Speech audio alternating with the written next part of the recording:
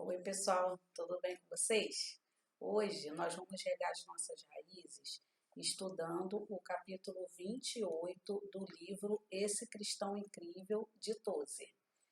Eu sou Lucimere, membro da Primeira Igreja Batista em Araruama. O capítulo 28 desse livro tem por título É Preciso Viver a Verdade para Entendê-la. E Tozer inicia: durante muito tempo tenho crido que é preciso viver a verdade para entendê-la, e que a doutrina bíblica será totalmente ineficaz enquanto não for digerida e assimilada pela vida total. Esse elemento está bem perto do âmago do ensino moral do Senhor Jesus Cristo. Esta é uma daquelas verdades que de início pode parecer insípida e descolorida, mas longe de ser insossa ou fraca. Esta verdade é de tremenda importância para todos nós. Esse capítulo ele está girando em torno da ideia de Tozer de que é preciso viver a verdade para poder entendê-la. Então ele quer dizer nesse capítulo que nós não só devemos conhecer a palavra, como também praticá-la. E ele diz que essa verdade pode ser até descolorida, como ele mesmo fala aqui, até sem interesse para muitos, porque parece óbvio que alguém que conhece a palavra pratica, mas a gente sabe que isso não é verdade. E nós devemos realmente pensar muito seriamente acerca disso. O quanto que eu vivo aquilo que eu conheço da palavra. O quanto que eu pratico os ensinamentos que eu aprendo na palavra de Deus. E para que eu possa entender essa palavra, eu preciso viver, praticar. Os cientistas já dizem muito isso, né? Que as teorias, elas precisam ser provadas para que realmente eles possam ter certeza de que aquele procedimento vai acontecer daquela forma, aquela experiência que eles estão fazendo vai dar aquele resultado. Precisa ter uma prova. E para que a gente possa realmente entender a palavra, a gente precisa praticá-la. E Tozer ele continua dizendo: nas escrituras, verdade é que um fato pode ser algo isolado, impessoal, frio e totalmente desassociado da vida. Por outro lado, a verdade é cálida, vívida e espiritual. Um fato teológico pode ser mantido na mente durante uma vida inteira, sem ter produzido nenhum efeito positivo no caráter moral. Mas a verdade é criadora, salvadora, transformadora, e sempre muda aquele que a recebe num homem mais humilde e mais santo. Então, em que ponto um fato teológico se torna uma verdade vivificante para aquele que o sustenta? No ponto em que a obediência começa. Quando a fé consegue o consentimento da vontade para uma entrega irrevogável a Cristo como Senhor, a verdade começa a ser obra salvadora e iluminadora. É muito interessante quando ele faz essa diferenciação entre um fato teológico e a prática nossa. O fato teológico, ele só se torna uma verdade na nossa vida se nós o praticarmos. Se nós não o praticarmos, ele vai continuar sendo uma história, algo que nós ouvimos falar, como Jó, né? Antes eu te conhecia de ouvir, mas agora os meus olhos te veem. A gente vê essa sentença de Jó lá no finalzinho do seu livro. E Tozer, ele diz assim, em que ponto um fato teológico se transforma numa verdade? Porque o fato teológico ele não transforma a vida de ninguém. Ele é simplesmente uma informação. Mas em que ponto ele se transforma num algo transformador? Algo que vivifica, algo que dá vida. É quando ele é praticado.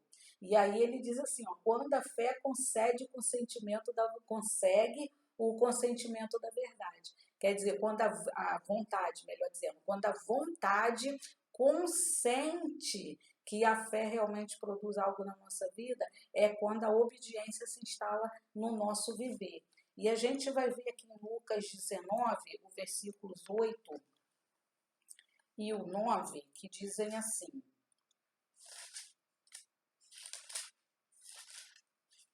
Lucas 19, o versículos 8 e 9.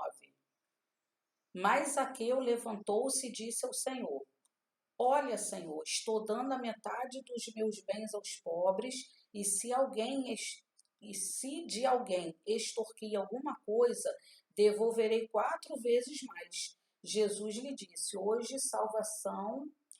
houve salvação nesta casa, porque este homem também é filho de Abraão.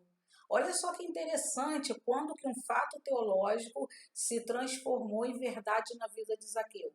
Quando ele teve encontro com Jesus, esse fato teológico dele ter encontrado com o próprio Deus se transformou numa verdade na vida dele quando ele se converteu, quando ele se propôs a obedecer a palavra, quando ele se propôs a permitir que a fé dele se transformasse em algo palpável, algo que realmente fizesse diferença tanto na vida dele quanto na vida das pessoas que conviviam com ele.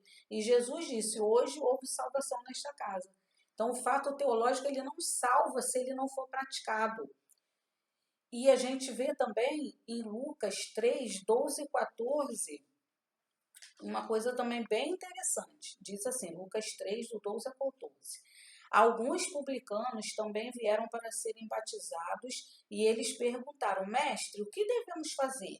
Ele respondeu: se cobrem nada além do que lhe foi estipulado. Então alguns soldados lhe perguntaram: e nós, o que devemos fazer? Ele respondeu: não pratiquem extorsão, nem acusem ninguém falsamente. Contente-se com o seu salário. Olha só que interessante. João Batista estava batizando e os publicanos, em primeiro lugar, foram a ele, reconheceram-se pecadores e eles não só fizeram um ato teológico, eles não só receberam um batismo, eles chegaram para ele pelo que depois vieram para serem batizados. Eles perguntaram: Mestre, o que devemos fazer? Então João Batista disse para eles: não cobrem nada além do que lhe foi estipulado. Alguns soldados foram para serem batizados e após o batismo, e nós o que devemos fazer? E João Batista disse para eles para que eles não extorquissem ninguém e não acusassem ninguém falsamente e que eles se contentassem com o salário deles. Aí a gente percebe que é preciso viver a verdade para entendê-la. De verdade isso.